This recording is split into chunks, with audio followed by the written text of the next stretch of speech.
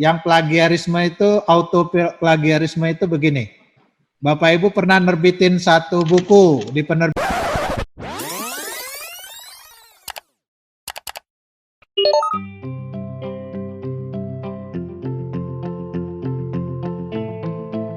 Assalamualaikum warahmatullahi wabarakatuh. Selamat sore Bapak Ibu. Saya mulai dengan share screen ya. Nama saya Bambang Primansyah, tapi biasa dipanggil dengan Bambang Prim, nama penanya.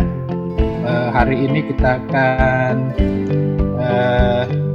belajar tentang buku ajar sebagai bahan pengajaran, kemudian regulasi tentang buku ajar, dan pratulis buku ajar. Sesi pertama, buku ajar sebagai bahan pengajaran, tapi saya akan mulai dengan satu judul yang menarik, yaitu kerancuan terminologi buku. Jadi saya kira sebelum tahun 2017 ketika Dikti mengeluarkan pedoman publikasi ilmiah, itu sempat terjadi kerancuan antara buku ajar dan buku teks.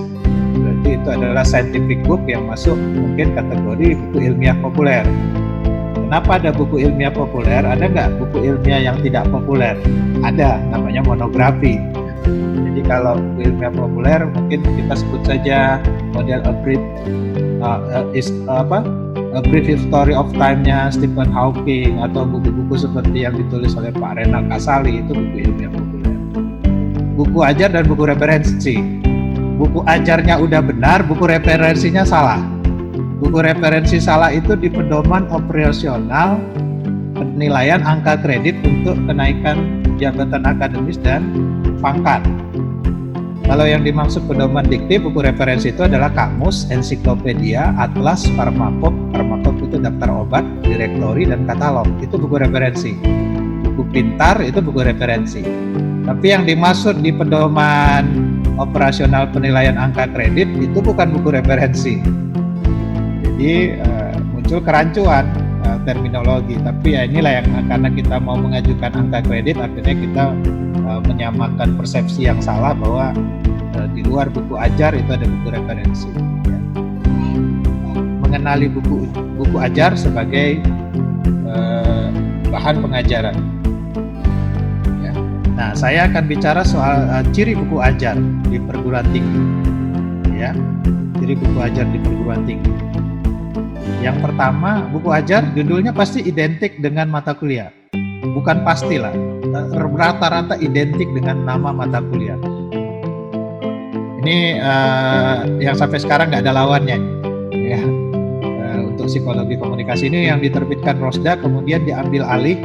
Jadi buku ajar itu penerbitan buku itu bisa diambil alih penerbit lain. Nah, ini contoh buku dari Raja Grafindo. Raja Grafindo juga termasuk penerbit yang sangat kuat di bidang buku-buku perguruan tinggi, dan dia multidisiplin. Dia bahan ajar itu disebut primer apabila dia terhubung dengan silabus atau SAP. Ada yang namanya handout, risalah materi bahasa Indonesianya. Kalau buku ajar ini bisa ditulis sendiri apa ya? Boleh ditulis sendiri, boleh ditulis berkelompok. Boleh 2 orang, 3 orang. Buku ajar nggak ada masalah. Tapi kalau monografi tadi harus ditulis oleh 1 orang. Saya masih penasaran Pak, sepertinya tadi beda-beda tipis ya antara monografi dengan buku referensi. Karena kalau saya lihat buku ajar itu kan sebenarnya bergantung pada silabus ya. Nah, sementara 2 tadi, referensi dan monografi kan sebenarnya bisa jadi pengembangan salah satu topik gitu ya, yang bisa masuk ke bahan pengajaran lah ibaratnya. Mungkin mohon dijelaskan perbedaan antara komposisi modul dan diktat itu bagaimana? Maksudnya komposisi itu daftar isi Pak atau kontennya gitu ya. Terima kasih. Modul dengan diktat atau modul dengan buku ajar? Modul dengan ya diktat dan buku ajar Pak sekalian Pak. Saya masih agak bingung gitu Kak. Ya, kalau yang setara itu modul dengan buku ajar. Buku ajar, buku teks, sama modul.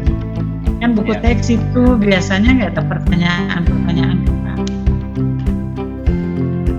Sedangkan buku ajar Ada. Ada pertanyaannya sama dengan modul. Buku teks juga. Apakah bikin buku monograf itu menguntungkan sekali bagi seorang penulis non-fiksi yang pertama? Dan apakah itu kalau misalnya, berarti kan monograf kata Bapak tadi kan itu ada buku yang dibuat oleh satu orang. Nah kalau misalnya 3 penulis Pak, itu bagaimana Pak? Untuk mendapatkan satu hukum yang tinggi dalam dunia pendidikan Pak. Saya agak sedang memikirkan ke depannya Pak. Kira-kira menurut Bapak gimana Pak? Gitu Pak. Ya, ada konvensi internasional yang saya kira akan diikutin oleh Dikti. Ketika penulis itu terdiri atas 3 orang, maka penulis pertama itu adalah yang kontribusinya paling besar.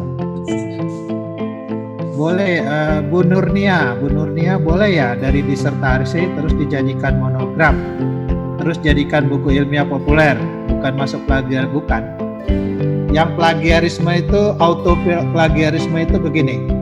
Bapak Ibu pernah nerbitin satu buku di penerbit lain, terus belum jelas hak ciptanya berhenti, Bapak Ibu nerbitin buku yang sama di penerbit lain, itu auto plagiarisme.